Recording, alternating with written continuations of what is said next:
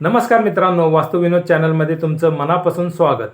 आजचा आपला टॉपिक जो आहे तो खूप सेन्सिटिव्ह टॉपिक आहे। तो म्हणजे आपल्याला झालेले आजार आणि त्याला आपण आपल्या मनाच्या शक्तीने व वास्तूमधील काही उपायाने कसं आपण त्या आजारपणांवर मात करू, त्याच्यावरचा आजचा आपला टॉपिक आहे।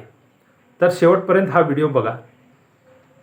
तुम्हाला सगळ्यांना माहिती आहे की पूर्वी लोक खूप कमी आजारी पडायचे, कारण त्यावेळेस जे वातावरण होतं त्यावेळेस एवढं पोल्यूशन नव्हतं आणि त्यावेळेसचे जे खानपान होतं ते खूप नैसर्गिक होतं।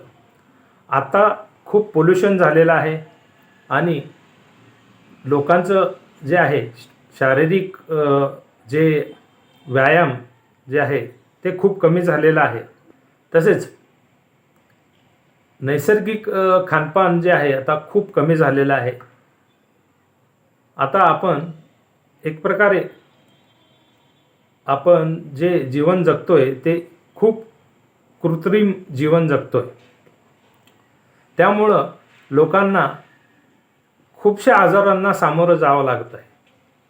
पण तुम्हाला मित्रांनो माहिती आहे का, या जगामध्ये असं एक रिसर्च करण्यात आलेलं आहे की लोकांना शारीरिक आजारापेक्षा मानसिक आजारांनी जास्त लोक त्रस्त आहेत, किंवा आपलं जे काही शारीरिक आजार आहे त्याला वाढवायचं पण काम कुठं ना कुठं या मानसिक कमकुवतपणाने झालेलं आहे।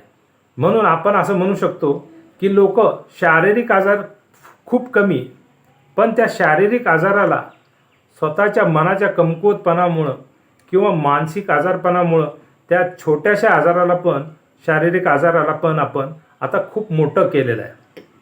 तर पहिला जो उपाय आहे तो आहे आपलं आरोग्य आणि सूर्य ह्याचा खूप जवळचा संबंध आहे।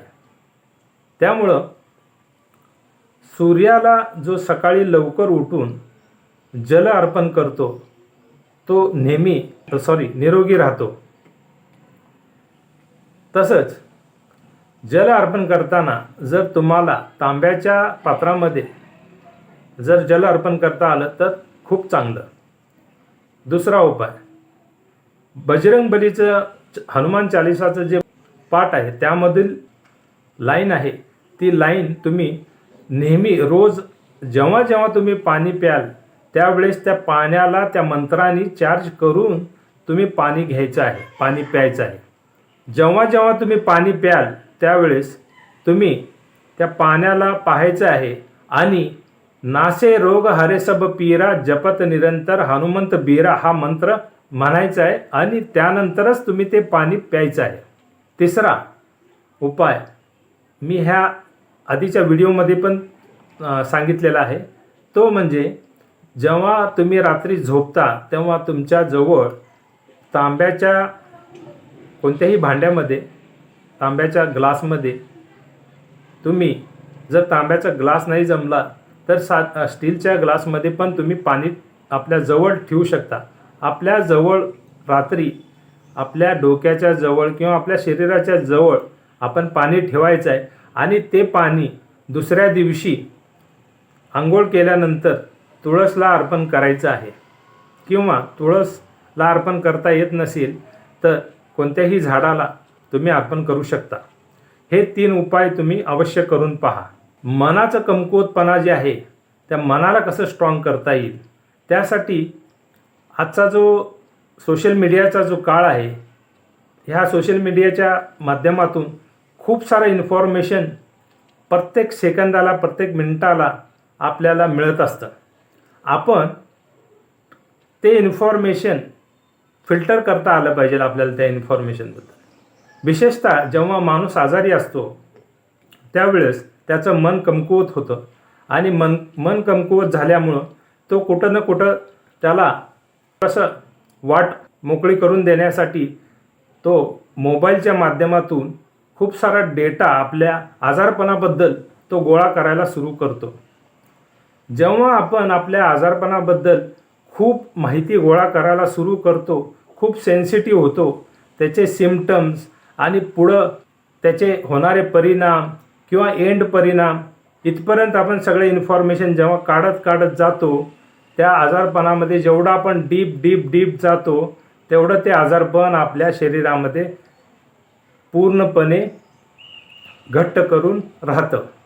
म्हणून या सोशल मीडियाच्या जमान्यामध्ये तुम्हाला तुमच्या आरोग्याला जर नियंत्रणात आणायचं असेल, तुमचं आरोग्य जर ठणठणीत ठेवायचं असेल किंवा तुम्हाला जे आजारपण झालेलं आहे त्यातून जर तुम्हाला बाहेर यायचं असेल, तर तुम्हाला त्या आजारपणाबद्दल खूप कमी तुम्ही बोललं पाहिजे, खूप कमी तुम्ही ऐकलं पाहिजे आणि त्याबद्दल तुम्ही सेन्सिटिव्ह राहता कामा नये.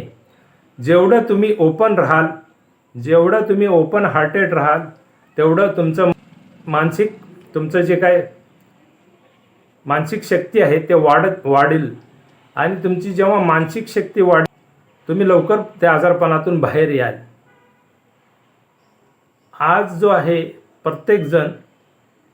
प्रत्येकाचा जो स्क्रीन टाईम जो आहे मोबाईलवरचा तो खूप वाढलेला आहे आणि आपण कुठं थांबलं पाहिजे आणि कुठलं इन्फॉर्मेशन आपण घेतोय ह्याचं आपल्याला तारतम्य असलं पाहिजे. स्पेशली जेव्हा आपण आरोग्याच्या बाबतीत किंवा आपल्या आजारपणाच्या बाबतीत जेवढं कमी इन्फॉर्मेशन तुम्ही ठेवाल आणि जेवढं बेसिक राहाल तेवढं तुम्ही मानसिकरित्या एकदम सक्षम राहाल.